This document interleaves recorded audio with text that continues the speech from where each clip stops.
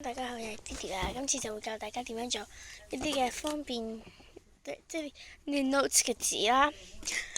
咁首先就講翻個材料嘅，你要一支原子筆或者筆，因為你係要畫啲花紋上去。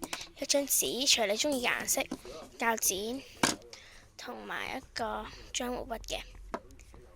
咁呢就比較容易啦。咁首先就剪開晒啲紙，大細係自己個人中意嘅。好啦，咁呢就我就好快咁 skip 咗啦，佢就整咗一個啦，就即係整咗一個嘅。咁呢，你首先呢，而家就喺度上面畫花紋啦。咁你想畫乜都得嘅。咁我就程序好快咁樣，求其畫咗一個啦。求其啦，總之呢啲好事果爛蛋都得嘅咧。咁呢，呢個就係重要啦。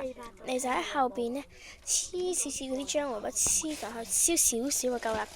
咁呢，你就可以黐喺一塊板度啦，咁樣嘅板度啦，然後一直整咧，就變咗做咁樣啦。咁我而家就即刻做俾大家睇嘅，咁樣就可以黐喺上面噶啦。